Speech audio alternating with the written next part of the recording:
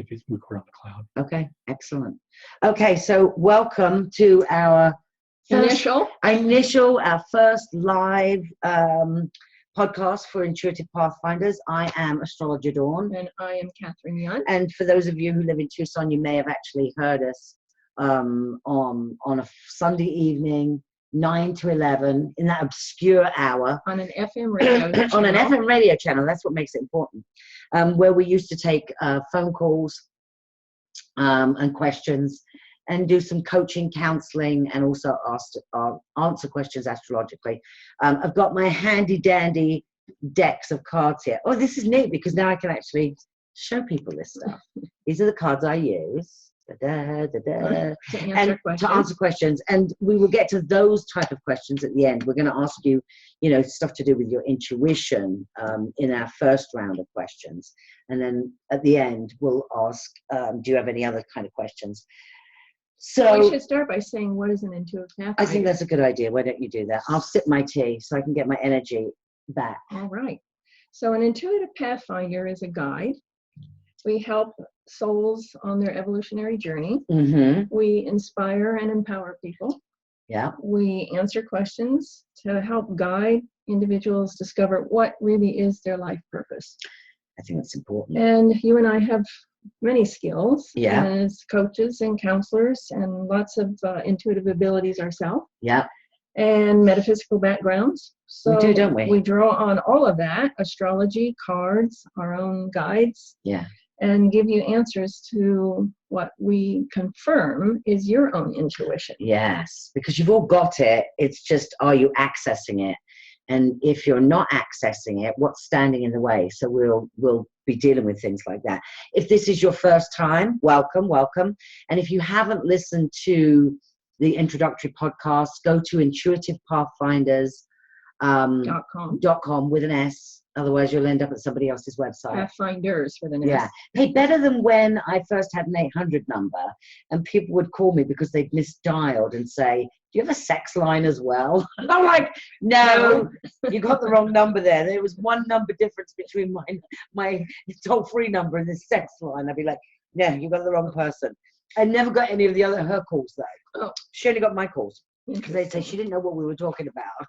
So, well, we're going to designate this one to connecting with your heart's intuitive wisdom in honor of the fact that today is February 1st.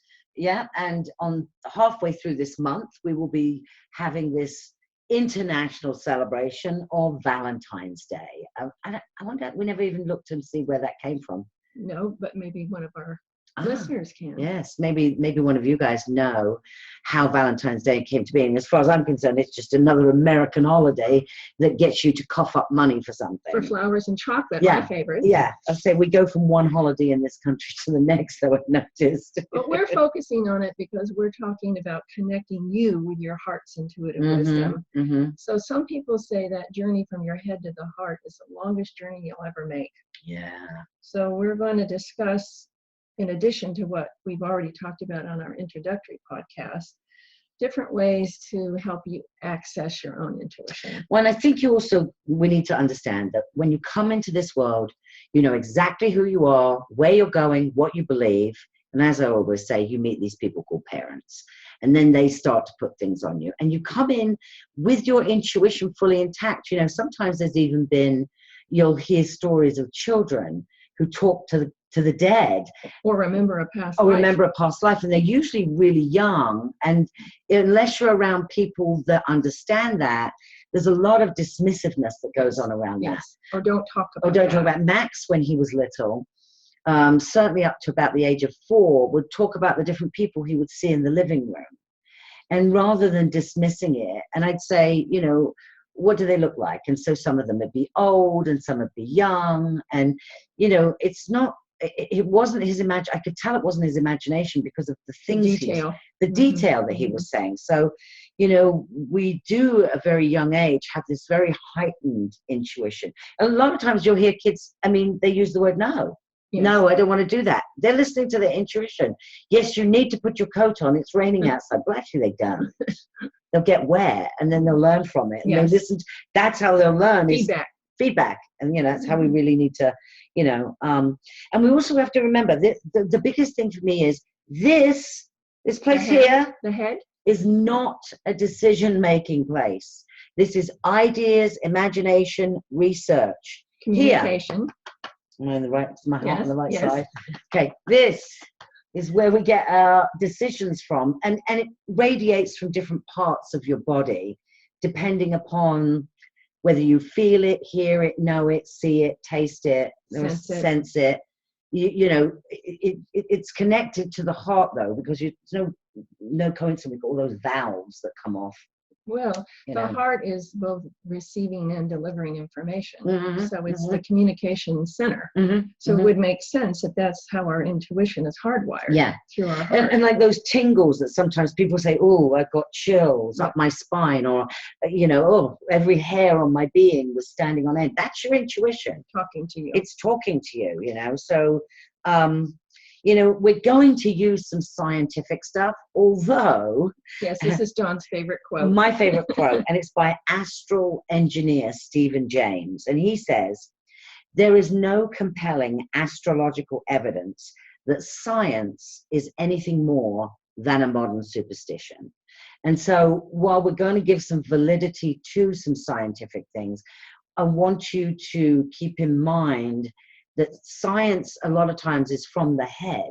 So if it resonates with you because your intuition says, oh, I like that scientific study, oh, that feels good, then go with it. You know, it's absolutely sometimes correct. It's again feedback. The science study is confirming something that you've already experienced. Exactly. And then gives an explanation for how that possibly happened. Exactly. So that you could recreate it if you wanted to. Yeah. So we're going to start by talking about the Heart Math Institute. Of course, it has the word heart right in it. And math, and you having been a math teacher, so that's heart perfect math. for you, isn't it? Yeah. So they been around since 1991, and they have developed resources through scientific experimentation to help people learn how to get out of their head and into their heart. Now they have a website where you can actually download free tools that help you do that.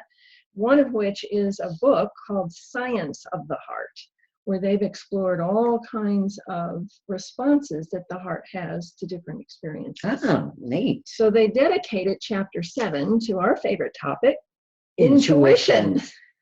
They titled it Intuition Research, actually. And they were summarizing a lot of the different experiments that they had done with it, and what role the heart is actually playing in responding to what sensory experiences we have. So they came up with some pretty compelling evidence that showed that the physical heart is actually the first responder. Not the head. Right. It's the heart that has the first response. And they did several experiments, which they recreated over time, where people were shown pictures on a computer, and they had controls on their brain and their heart. And what they found was before the person even saw the picture, the heart responded. Wow. And depending on whether it was a feel-good picture or a picture that might create some anxiety, the person had a different response to it before actually even seeing the picture. And it was the heart that responded first. You know, it's like in human design, the splenic system, when you, that instant knowing. Yes. They say it goes through it hits the lymphatic system before it hits the brain, like a second or millisecond or something like that. So that's that feeling of just knowing something before it hits the brain, which is really what you need. Yes. You need to feel it in your body. Well, because we talked about this in our introductory podcast, is that the word intuition actually means to guard or protect. Yeah. So it's really an innate survival mechanism. And when you need to act quickly to get out of harm's way, you don't have time to logically think it through. You're just reacting to that instinct. You know what I found very interesting, that I know that you and I talked about the Heart Math Institute a little bit, about how people's hearts are working together, so in love and friendship situations. And it made me think about Carrie Fisher and Debbie Reynolds. Her mother. You know, it was less than 24 hours. I mean, personally, I believe Carrie was gone on the plane. She, you know, that they never actually revived her. And they've said that she was on a respirator the whole time. So she probably was gone on the plane.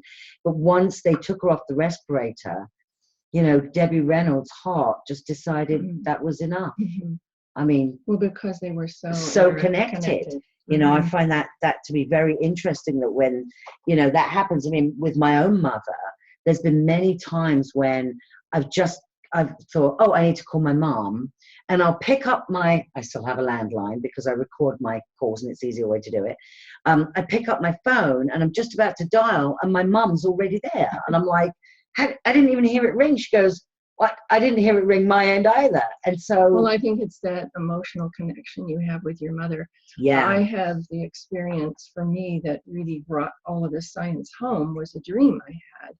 And my youngest son was in Japan teaching English. It was his first job out of college. And I dreamt that my older son and I were standing outside of a fenced schoolyard. And my younger son was being pummeled with rocks. People were throwing rocks at him. And in the dream, I said to my older son, oh my gosh, Brian's in trouble. We need to figure out how to help him, but he's so far away. How are we going to do that? And then in the dream, I say to my older son, oh, we can tell your dad he needs help. Now, their dad, my late husband, had passed away in 1986, but we had worked out this agreement from the other side that when my husband needed our attention, he would leave feathers everywhere. So I said to my oldest son in the dream, we need to tell your dad Brian needs his help. And then I wake up. So the next morning I go to my email, because that's the way I'm connecting with my son. And there's already an email from my younger son saying, what's up with dad? There are feathers everywhere. Oh, wow. It was that sense of how still connected we all are as a family, even though one son is in Japan and my late husband's on the other side. That we still have that heart connection and able to help each other. Wow. So what I found out was the school was negotiating with my son, and it was a rough negotiating to try to get my son to go to China and open a division of the school in China. And of course, this is his first job. He's never been through this whole negotiation thing. So he did feel like he was being pummeled. Wow. And here I picked up on that.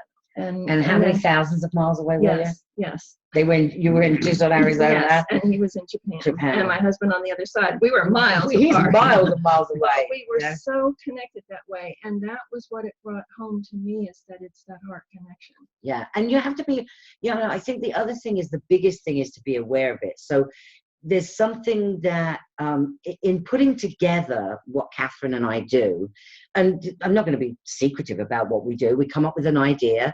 Catherine usually starts it in Google Docs and writes some notes about it and sends it to me, and then at my office, and then I read it and I start adding my own stuff to it. So we did that with this as well, so that we want to make sure that we stay on track and, you know, we get your questions answered and give you information rather than just going off half-cocked, not knowing what we're doing. So I was a school teacher. We have a lesson. We have a sort of a lesson plan, and, you know, and those of you who know me know I'm sort of opposed to that. I'm free, but I actually kind of like this, because she sort of goes, okay, Dawn, we have this. Now you can go look at it. And she's not like, you have to do it today. It's just, you know, it's there. And add to it. And add to it. Flesh it out. So I don't read down.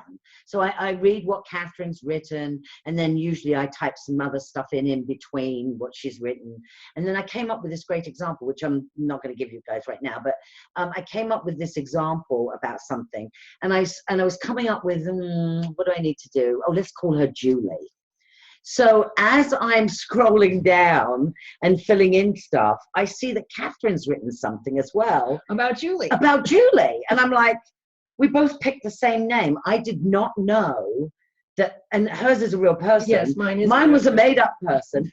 How would I pick the name Julie? Because we're communicating. Because we're communicating. And this is an even deeper level. And you probably will have this experience with family members, really close friends, you know, even people you don't like, sometimes you can have that with. And it's a way for you to sort of go, whoa, I need to step back from that as well. And again, that's the heart energy, I think, that you're reading. My example about Julie was part of the scientific research. And for those of you who don't know, I spent 9 years at the University of Arizona being tested for my precognitive dreaming ability and my intuition, my medical intuition. and primarily my mediumship. Mm-hmm, mm-hmm. And in 2005, they were redoing the program and requalifying the mediums. So I had to go through the testing again. Sounds a bit like Scientology, where they make you do that from the beginning to the end. A bit. Well, I knew program. I knew what to expect because Yeah. I had done it before. So I'm doing a reading, and the researcher's name happened to be Julie. Oh, wow. And she gives me a name, just a first name, and I'm supposed to answer these specific questions. In the middle of this reading, we have what they call a drop-in, and the drop-in was Christian Bernard. Now, I wouldn't know who that was, except I saw him dressed in his lab coat with his name. First doctor to do a heart transplant. Yes. Isn't he British? I think so. I think Dr. Christian Barnard was British. Or from South Africa, maybe. Or maybe, but he did it in England, the heart transplant. Yeah. Well, he didn't elaborate. What he told me. He didn't give you his qualification. No, I just saw his name. But what he said to me was, I want to continue doing heart transplants. And he started telling us in the middle of this research project why certain transplants are successful and why others are not. Now, I'm thinking to myself, what does this have to do with the conversation that we're having about this other person? It turned out at the very end, Julie says to me, do you know what I did before I did this research at the U of A? I was on the heart procurement transplant team at the University of Arizona. Wow. I worked with the transplant doctors. Wow. So there was another example to me of this heart connection, and not necessarily personal. She didn't know Christian Bernard, but because he loved and was passionate about his work, and she did that same work, it connected them. And because I was a medium, I was the conduit that brought that together. Isn't that amazing? And I wanted to talk about it because it had to do with hearts. Well, that's sort of like, I also have things like that happen, like, and I know it has to do with the dead, but Catherine's your woman, to deal with the dead. Catherine is your person to deal with the dead. I deal with the living, but a lot of times I will still get people's names. So I remember doing this reading for this woman once, and I said something like, well, that's when you and George used to go fishing. And she said, and she was quiet for a minute. I was like, are you still there? And she goes, how do you know my husband's name was George? And I looked at her card, and I had single written on it. I didn't even have that she'd ever been married. Oh. She told me she was single. She was a widow, and her husband's name was George, and they were always fishing in the Colorado River. I didn't know that. It's sort of like the Julie thing. It's like, I just pick a name. What's the chances? Yes. And that's having those strong connections with people. So we want to ask you, what kinds of connections do you experience with other people, intuitively or otherwise? If you chat with us, submit your question. Yeah. We can. If you have a question, you can type in your name, we'll unmute you, and you can go ahead and have a chat with us. But, how's your intuition working? Is it working? Do you need some help with it? What's going on around your intuition? Are you not sure if it's intuition or you're thinking it? Because that's the other thing sometimes. Sometimes people will say, well, I imagined it. And I said, okay, if you're more comfortable calling it your imagination, go with that. Yeah. Or hallucination, go with that. I like that. Whatever name you want to put on it. And are you listening to it? Or are you aware that you're not listening to it? And what is it that stops you listening to it? I have a fabulous client that I absolutely love, who was dating this man, and actually she's on this call, so she'll know exactly where I'm going with this. She was dating this man, and I said to her, how many red flags do you need? Like 4, 5, 6, 7? How many red flags do you need before you listen to your intuition about this person? And she did eventually break up with this person, and he just disappeared. Like, there was no, I can't bear the idea of being without you. It was because intuitively they weren't supposed to be together, so that she can make herself available for that correct person to come in. And sometimes we don't listen to those red flags, So if you have a question, now is the time to ask about that one. So here is a question that says, it works for others' information, but often my own stuff is too emotional. So can you unmute Dana? Is it Dana? Diane. Diane. Oh. Hi.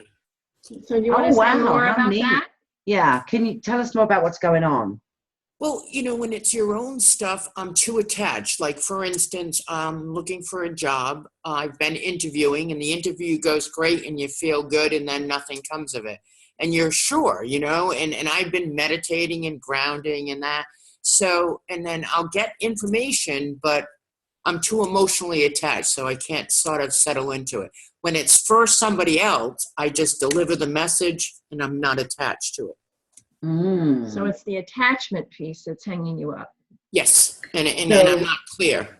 And that's interesting, because I think we're doing a whole podcast around this coming up, is set your intention, take the action, let go of the outcome. Let go of the outcome. Because it might not even be what you're getting. It might be the experience of interviewing that you're needing to have. That may be what you're supposed to be getting from this, not the jobs that you're interviewing for. It's not necessarily that you're supposed to be getting one of those jobs. Or the end result. It might be the journey itself. It might be the journey itself. There may come a point, I had a client say this to me the other day, I am so sick and tired of interviewing. I'm not going to spend my time doing this anymore. I'm going to just start my own business, which is something I told her like 2 years ago. But she had to go through that process of really seeing that she wasn't getting what she wanted, because it wasn't really what she wanted. So maybe this is an opportunity for you to ask yourself, the jobs, just okay busy work is what that stands for, that you're going for, would you do those jobs if you had all the money in the world? I actually do like running businesses, so yes, on that level, and I would run my own, but it doesn't pay the bills. That's the head. That's the IBS committee. But I don't have any other income, so without it, as soon as you said but, I know. See, here's the problem. It doesn't mean you stop looking for a job, okay? We have to get out of, what happens is the IBS committee comes straight in with, well, but I have to get a job, but I have to do, nobody's telling you not to go get it, continue that process. However, you need to allow your being to be open, so that, you said you love running businesses. Great. That's a great start. So start writing about that. Start journaling about what would that look like if you ran your own business. You don't have to do anything apart from write about it right now, because we really want to get it out of your head anyway. And once you get it down more on paper, you might be surprised at what shows up.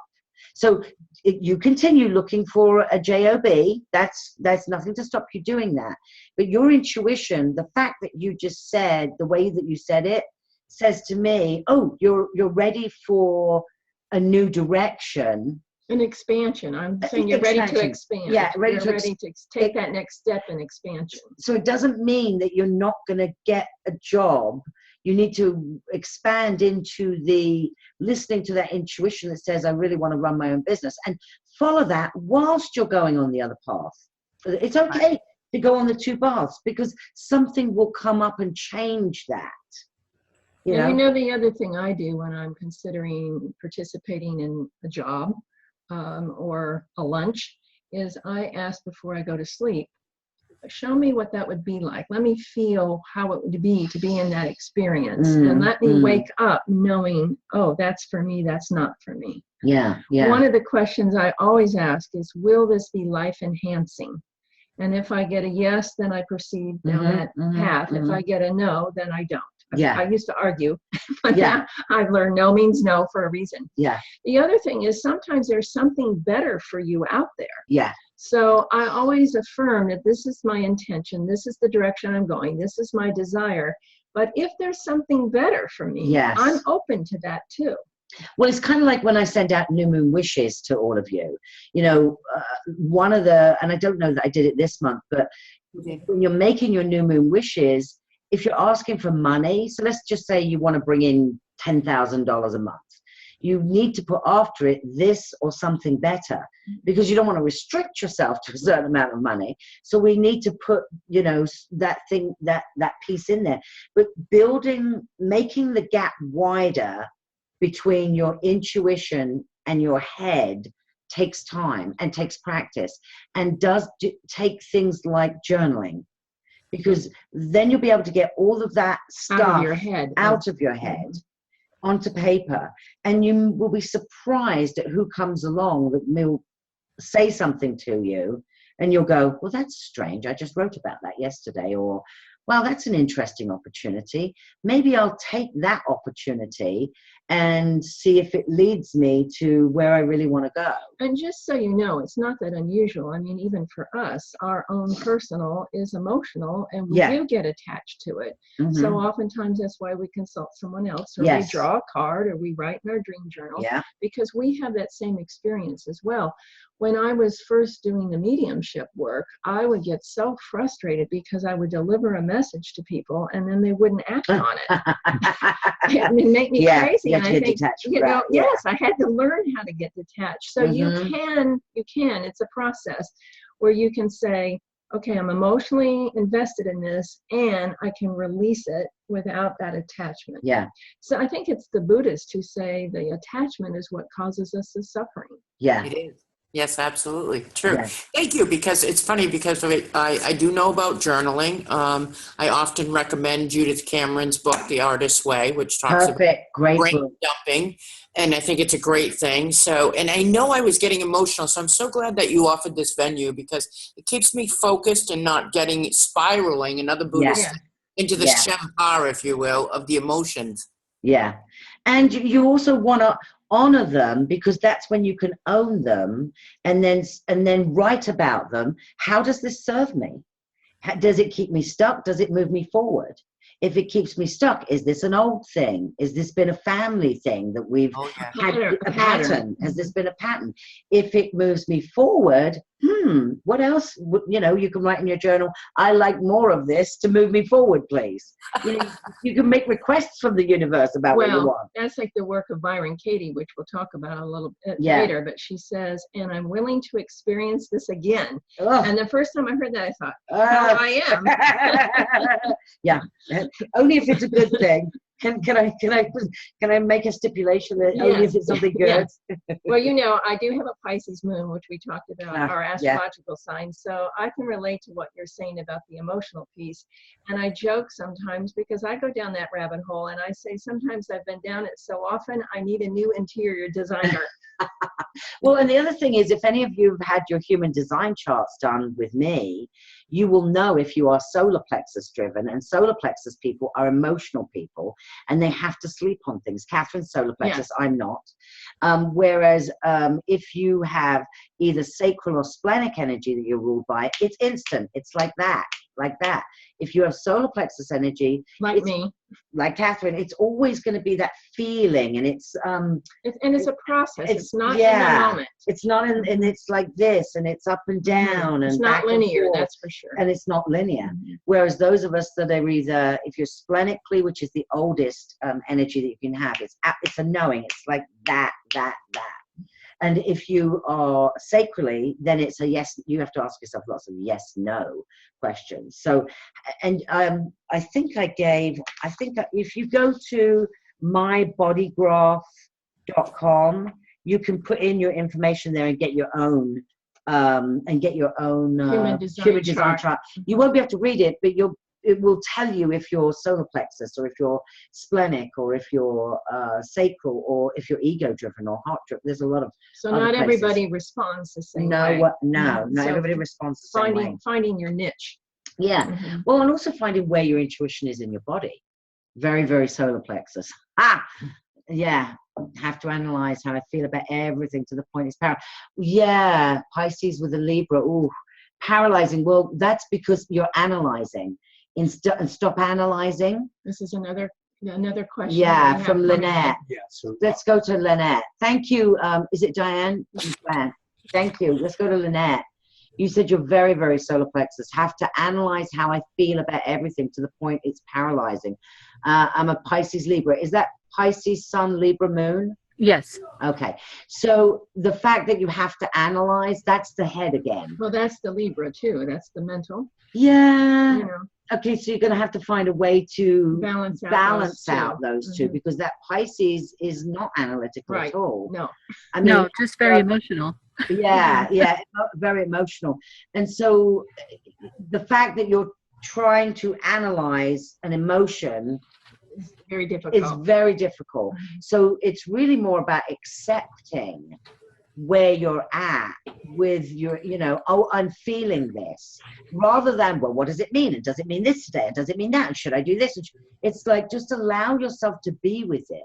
This is part of the problem that I have with schools, and I never knew it was going to really be about your intuition. I thought it was just about not sending my kids to school because I didn't like, having to memorize and regurgitate information. But that's what school does. It makes you go into your head all the time and away from your intuition. If you think about it, many people send their kids to school from ages 5 to 18. That is a long time to be in a system where your intuition is not validated. And then when we get out and we want to listen to our intuition, we haven't used it, so it atrophies, Oh, very much, very much. I encourage both my daughters to using the word analyze again, but to think critically about everything, to the point where they get the teachers upset because they're discussing things with the teachers. Well, school doesn't work because you're not. If you don't follow the system, it's not a good thing if you don't follow. But really, it is about, you can talk about things rather than analysis goes on up here in the head. And it's like, if I read a card for somebody, and I don't get this as much anymore than I used to at the beginning.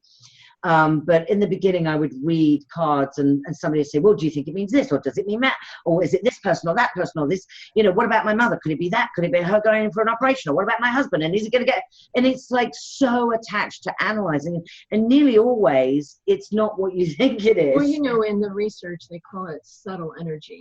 And it's subtle. It isn't that information hotline. It's more like a feeling or just an idea that sort of floats by.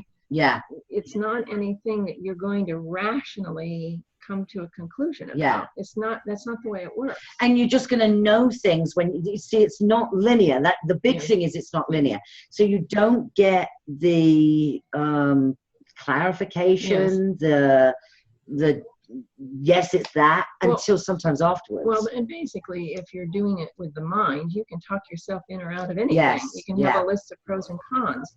So it's more of taking it in, and then again, depending on which center is yours, working with it, in my case, sleeping on it. Yeah, for you. I'll know when I wake up in the morning. This is a go, this is not a go. And I listen to it, probably because Catherine and I do this for a living. So we have a tendency to be able to do this more. But there was a time when neither of us did this for a living.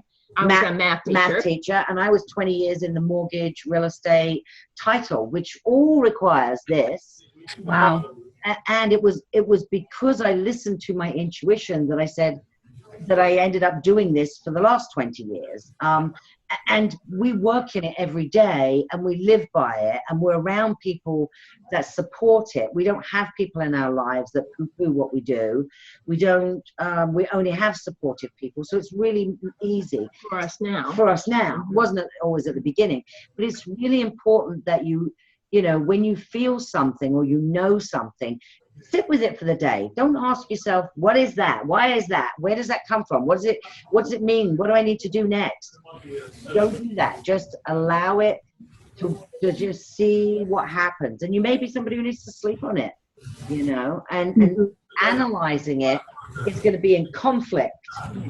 We do have left brain and right brain for a reason. I mean, there is a time where that needs to be on board. Yeah. But what's happened is, like you said, because of our Western culture and schooling, our right hemisphere, which is our intuitive side, has atrophied. Yeah. So what we're doing is trying to get that back up to speed so that you have access to both those hemispheres, depending on when you need what. Well, you need ideas, imagination, and communication. Research. And communication. That all comes from up here. So that's fine. That's what it's for. It's like, though, I read this card. So this says yin and yang. I'm not going to read it out loud, except a couple of words. Our world is composed of opposites, light and dark, male and female, positive and negative. Left brain and right brain. Left brain and right brain, really. Okay. So I could go do research around all of this. And maybe I'm looking to write a paper. I don't know why I'm doing the research around it. Well, it turns out I need to buy an I Ching book, but I wouldn't know that until I would have done all the research, which is head-centered, until I've gone on different websites, and suddenly something will say to me, you need an I Ching book. Something will jump out and tell you what it is that you need from whatever situation you're in, rather than trying to make it happen.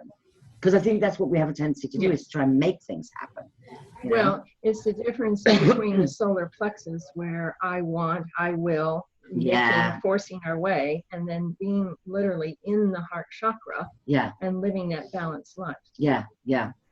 Okay, so it's even more fun. My day job's a financial analyst. And well, and that's okay. That's using your left brain. And I kind of fell into it. It's not what I trained for or anything. And then, but the business that I'm trying to get going and start up is more of a heart business. It's what I want to be doing. Okay, well then it's not a try. We're going to get rid of the word try, because you either do or you don't. You either take action towards that or you're not. So let's get rid of the word try. This is for everybody. This has been a word that's come up a lot. That, here's the pen, and I used to say to my students, try to pick up the pen. Try. Yeah, you either do or you don't. Exactly. Yeah. There's no trying about it. Get rid of try, the only way to get rid of try is for you to recognize it on a regular basis in your life. Because it isn't until you start seeing and hearing yourself say the word that you'll go, oh, I'm doing it again. Oh, so, yeah, I will sit and organize and analyze how to get the business going and everything, and then not actually do anything. Yeah. Now, sometimes that's because in the subconscious, there's some limitations, and we're going to do a whole podcast about what those limiting beliefs can be and how you can work through those. So check back in on our website, intuitivepathfinders.com. In a couple of weeks, we'll have a podcast on that topic. Have we recorded that? Excellent. Okay. We're in the process of writing that one. I get confused because we've actually already re-recorded. We've recorded a couple, but I just don't remember which ones. Not that one yet. Not that one. Okay, that's one of the ones you sent me that I need to be working on. Yes. Got it. Okay. And then also, I think this is what I need, removing the blocks. Yes, and we're going to have a whole podcast on some of the tools that we've come up with and discovered along the way of how to do that. Because if that programming is in the subconscious, that takes some tools to push through that. Reframe it. Reframe it. Well, and it's interesting because, if you look at mine and Catherine's life, we live from our intuition the majority of the time. Obviously, there's times when we ignore it and get in trouble, and then it brings us back and we go, oh, reminder. I was listening to that head again. And yet we grew up very differently, strict military family for Catherine, math teacher, me, entertainment family. I joined like 8 churches in one day. My mother told me. My mother read cards. I've grown up in a family that anything, she talks to the dead, all that kind of stuff. So very different kind of families. And yet, ultimately, we've come to and both of us had jobs that required, if you're in title or mortgage, you don't close a loan without every penny has to add up on that balance sheet. Same thing in a math test. Exactly. So we do have those pieces. When we're looking at our business plan, we're using the head, this needs to be in it, this doesn't. We're also, though, using our intuition, and saying, I don't think we need that. That doesn't feel correct, or let's pull that in. So there's definitely a balance. Yes. We want the intuition to be more powerful, though.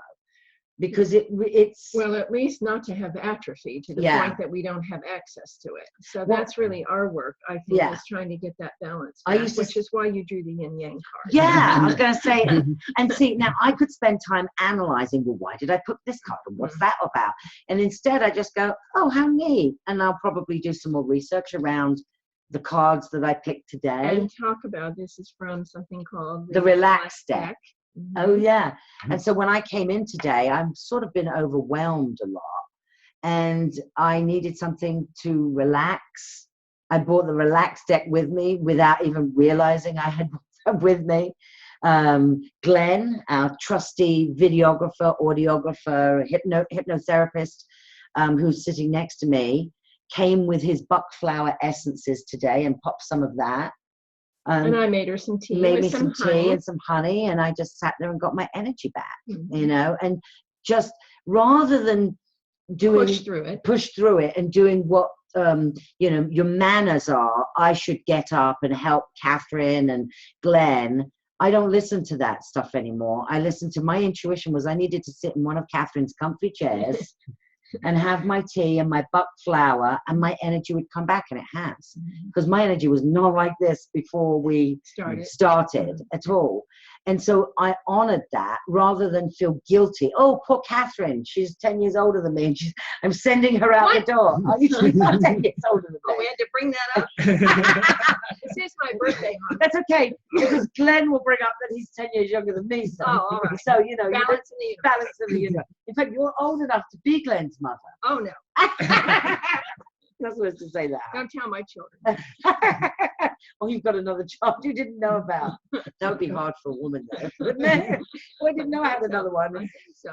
Okay, so we also wanted to talk about the chakra system. Heart chakra. The heart chakra. In particular, in Valentine's Day month. Well, and the other thing about that is depending upon which systems you use. So in the Indian system, it's 7 chakras, isn't it? Yes. Okay. Yes. So and some others it's 9, and others I've heard 12. Yeah. So decide on what system works for you. And when I say decide, I'm not from up here. Go check out online. Go look at pictures of chakras. Go read about the Indian, the human design, because you can find out about that too, which is a 9 chakra system. If you find which connects with you or resonates with you, that's the one that's going to work for you.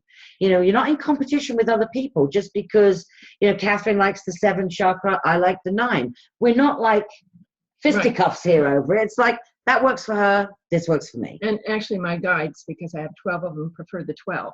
Oh, they do? Oh, I didn't know that. That's new. You're 12 guides. Yeah. I was going to say, so we're said to have got chakras all throughout our body. Yes, and the word itself, I think, means wheels of light. Yes. So they're wheels of energy that help bring in information from the outside and inside out. It's an exchange. And there's different chakras rule different areas. So we decided we'd focus on the heart chakra today, since we're talking about all things related to heart. And here's some things that you will be able to discover as to whether your heart chakra is opened or closed, and they call it deficient or excessive. So if it is feeling closed, you might exhibit some of these characteristics. You might be withdrawn, and it doesn't mean that it's a negative. Maybe you need it to be closed to protect yourself. Maybe you've had a death and you're dealing with a part of grief where you need to circle the wagons and really protect your heart. It doesn't necessarily mean that it's a negative, remember, but avoiding socializing or social interactions. If you find yourself saying no and it's not coming from your intuition, it's coming from your head, then you may be avoiding that. And again, no negative or positive, it just is what it is. Now, being overcritical of others and oneself, that could be the heart shutdown. And that's usually because we don't want to deal with something about ourselves. Well, it's usually because we've had something painful happen and we try to disconnect from it. And we get triggered by somebody else. Lacking empathy, somebody falls down and twists their ankle in the store and you walk by them and say, oh, they're in my way from getting my broccoli. That's a lack of empathy. Definitely. Yeah. And if you feel isolated, if you feel alone, usually you're closed up. And it may be, again, you get to determine for you whether that is something that is a positive or is it something that's a negative. Now, you can have the opposite, where your heart chakra is excessive. You're running too much energy. So it could be then you are overly demanding of others, especially people that are close to you. Yeah. You could be extending yourself to make other people happy. And not necessarily what you want to do. People pleasing. Yes. You also could be so overextended that you take on that persona of being the victim. Yeah. That everything happens to you and you have no responsibility in it at all. Yeah. Or you could also have a sense that you've lost your personal boundaries. So you can't say no when you need to. You don't really know how to take good care of yourself. So all of those are heart related. It all comes down to basically self-love. Yes, got to love yourself first. And in human design, there is a 9 chakra system. So the heart and the ego are one and the same. Okay. And the interesting thing is, in human design, it's either defined or undefined. Again, it's not a negative or a positive. You either have it consistently that you can draw on, or it's open and you can be exploring, and also touched by what other people, your heart can be guided by other people. So that's why you have to be careful and have boundaries, so that you can, it's not better, it's not worse. Negatives can get in more easily if you have an open heart or ego chakra. Plus, you have to be careful, because if in human design, if you have an open heart center, you cannot promise people that you'll do things. You cannot be willful. And those people with open hearts who do that end up with heart problems. Glenn, how many heart attacks? 3. And how old are you? 49. Thank you. So, and he has an open heart center. So he has to be very careful about what he promises and not being willful and just going with the flow.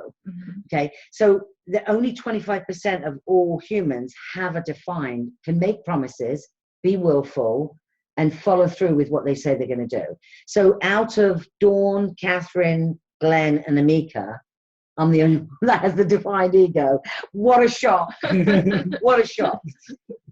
What a shock. Well, it's interesting because you mentioned, Glenn, and the heart attacks. I've had the breast cancer experience, and that's also related to the heart chakra. I was going to say that was another one. Yes. I didn't want to diminish the fact that you've had that, but I don't mind bringing up Glenn's stuff, but I want you to bring up your own. Yes, thank you. I don't mind crossing Glenn's boundaries. But I also think it's an important thing, because, he changed his life because of it. You changed your life. Well, and that's typically what I see with the heart chakra blocks, is the men tend to have the heart attacks, and the women tend to do the breast cancer, but it's all related to those heart chakra issues. And learning more about your being through other metaphysical tools is going to help you define what feels correct for you. Yes. And that's why there's such a variety of them. Which we're talking about the next few podcasts. We're going to just examine all kinds of different tools that help you figure out what's best for you. Because just because I mentioned human design, it might not resonate with you. Maybe you like the 7 chakra system with the idea of being open and closed rather than being defined or undefined. So go with whatever feels correct for you. And again, it's going to be a knowing, a feeling, one of those senses. I think that's going to be important. Well, and what we say about the resolution to the heart chakra is that self-examination is the crucial piece. Exactly. That's all roads lead right to you. Exactly. They do. And we've got some tools. I wanted you to talk a little bit about the meditation. Yes. So meditation to me is one of the my favorite, and maybe it's because I'm a Pisces moon and meditation falls in that category. But meditation was, in the initial stages, the way I developed my intuition. And then after my illnesses and challenges, I developed a chakra meditation CD, because I could see the value of having those chakras balanced. So I do have one available on my website. You can check out innerknowing.net. And it's taking you through the colors of the chakra. By the way, the heart chakra is green and the throat chakra is blue. Wow. This is my favorite color, turquoise or teal, I say, is speaking from the heart. I like because that. It's the combination of the two colors. You are so clever. How did you get to be so Probably clever? my guides. Probably an intuitive download. We'll be having a whole podcast around guides her talking to the dead, angels and all that stuff. And I'll be asking tons of questions, because it's not something I like to do. They do visit me once in a while, but I usually say to them, go see Catherine. I don't want to talk to you. I have a hard enough time dealing with the living. Another tool I wanted to mention was affirmations, because I think that's very powerful for the heart in particular. And I just name a few. I'm worthy of love. I'm loving to myself and others. There is an infinite supply of love. I live in harmony with others. There's several others, but you can look through and pick the ones that you resonate with or that you feel are challenging you. And then could you hold up this book? Isn't this one of the books that you recommend? Yes. This is Eastern Body, Western Mind, Psychology and the Chakra System as a Path to the Self by I don't know how you say that first name. Judith is the last name. Okay. Can you say? So, and Yes, if you really want to investigate and do that self-examination, this book will take you there. and also Byron Katie. Yes, I mentioned her earlier. I love her work. She has a website called thework.com, and it's a process that was given to her intuitively, 4 steps. So I say it's simple because it's just 4 steps, and not easy because you're in that emotional work. But it helps you get in touch with what are those limiting thoughts. What are creating, Lynette, if you're listening, that would be a great tool for you. You can download the worksheet. Everything that you need is available free on her website, thework.com. That's excellent. If you have, I mentioned earlier about your human design chart. I'm going to see. That is what a human design chart looks like. Can you hold it better? How's that? Oh, look at that. Your longer arms. Yes. That helps. There you go. Well, we look like Laurel and Hardy, I think. You're tall and thin, and I'm short and squat. Balance in the universe. That's what it is. That's what a human design chart looks like, except you. And is this the heart right here? No, where the red one is. This one. No, up to the left, down. This one. Yeah. There it is. There it is. That's where the heart is in this. So this is a different system. But like I said, if you go to mybodygraph.com, it's free. You can actually get your, get your stuff here. Oh, you put the card of the week in here. See, look, we have these notes. And I ended up putting it down here because when you moved it all, I didn't realize that you'd moved that as well. Well, I thought if we had some more questions, that maybe drawing a card for a listener would be something we would want to do. Do we have another question? Do we have any more? Do we have any questions about what? Anything or intuition? Anything, actually, because anything related to the heart. Anything related to the heart, relationships, intuition, anything that you want to know. We can draw a card. We can draw a card for you. We're going to draw a card for everyone in a minute. As nobody's answering, we want to talk about some negatives. Okay, Catherine had actually moved these so that we didn't start out with negatives and make you all depressed. So wanted to veer off because how I discovered about the IBS committee was that we received this intuition in a nanosecond, and then the IBS committee, the itty bitty, and Catherine has renamed it to the shifty. Shifty. It is shifty. It is shifty. It's very cunning, baffling, and powerful. And so we have been taught good manners. So you meet somebody and you shake hands with them and immediately you feel yuck. And Julie, this is where this name came in because I made this name up but not realizing Catherine had already used this. About Julie. Yeah. So Julie says to you, don't be so judgmental. You don't know this person. Give them a chance. You give them a chance. And 2 years later, you read about them being locked up in prison for chopping off, somebody's leg or something, with an axe, or them going crazy, or, they've had an affair on their wife and it happens to be a good friend of yours. And so listen, feedback, listen to your intuition, because when you don't, sometimes it can really come back on you, and a good book. This was something that my husband and I used. This is called Protecting the Gift. Do you want to send them that one as well? Yeah. It's by Gavin DeBecker. And actually, you may have seen him on Oprah. He may have been on, he was on Oprah, and he talks about, stranger danger, because 97% of children that are taken by somebody that they know. Yes, of course, there is the people that, swoop up and took those 3 women in Ohio, and no, but he still knew one of them. Right. He actually knew one of them. But, Gavin DeBecker first wrote the book called The Gift of Fear. The Gift of Fear, and then he wrote Protecting the Gift, yeah. And some of it came out of his own horrendous story of being kept in a cage and a closet and just horrendous things. But one of the things that my husband and I taught our children was if your children get lost, seek out a woman. And sorry men, but male sexual predators are much higher, and plus men are much more likely to say, oh, the manager's over there, go see the manager, because that's what men do. But a woman is less likely to leave. She'll take that by the hand, and she won't let you go until she finds an appropriate adult. So really, you know, when you're teaching your kids about stranger danger, teach them to seek out a woman if they get lost. The second thing is, and this is good for all of you to know, and plus I wanted this recorded. Excuse me, I did work in the legal profession for a long time as well, and I worked with criminals. Never ever go to a secondary location. So if somebody carjacks you and you're in the car, don't get out, don't move, take the keys out, throw them out the window.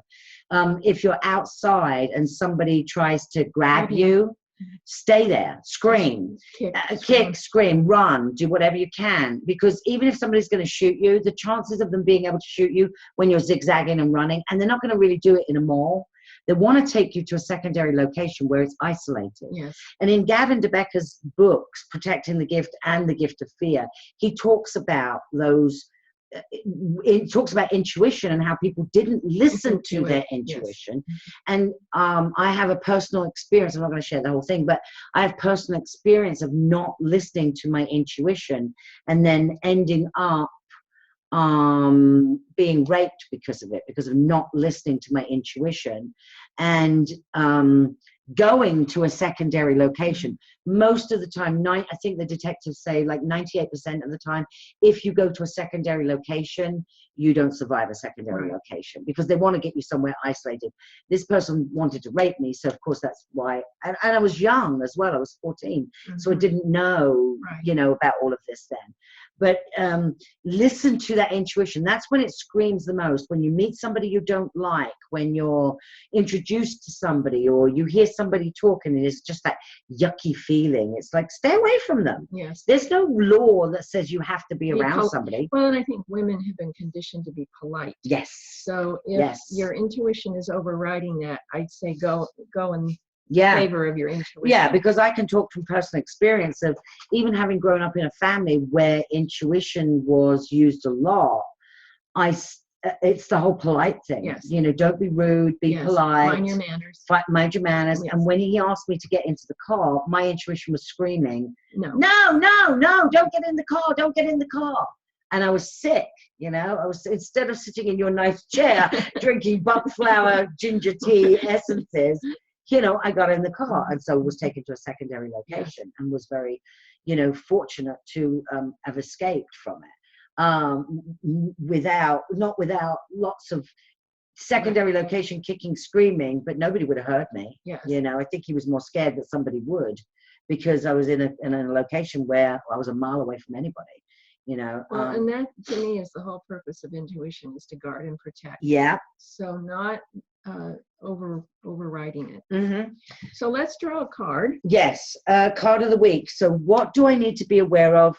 Let's choose it. What actions do I need to take in order to embrace my heart chakra and listen more fully to my intuition? So are we doing the relaxed deck?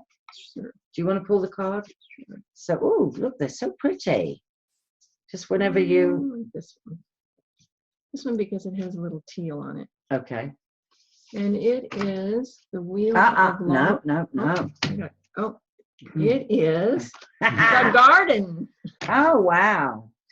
The mind. You read it. Go ahead. The mind is like a garden. It must be tended to prevent overgrowth. Spend a few minutes each day pruning the garden of your mind. Remember that with each discarded flower head, you give a new bloom a chance to grow. And with each weed that you pull up, you make room for fresh green grass. Statues in your garden might represent each day's achievements, and a fountain might flow as a symbol of positive energy. So what actions do you need to take? Well, I think we mentioned earlier, get a journal and start writing all that stuff down that's in your head. And as for my intuition, you know, the mind is like a garden. It must be tended to prevent overgrowth. Well, okay, get all that stuff out in writing so that more will come up, and then you'll be able to get more down. And to make new room for that new bloom. That's right. I think that's going to be important. So we will say thank you for joining us today. Yes. And check back in with our website, intuitivefinders.com, intuitivepathfinders.com. We will be doing another live call on March 1st. It just happens to be the first of the month on both of these months. Good planning. But it will be on the first Wednesday of the month. If you, noon, Arizona time. yeah, you can have questions about our subjects. You can also ask questions. I'm always going to be bringing my cards with me. So if you have those kind of questions, you know, will I get that job? We're going to be asking, it's going to be different than when I used to do it before, though, because we're going to be asking you to also tap into your intuition. So if we can get you back, you know, into your intuition. And yes, can we post the card? Yes, I will have Amika do that.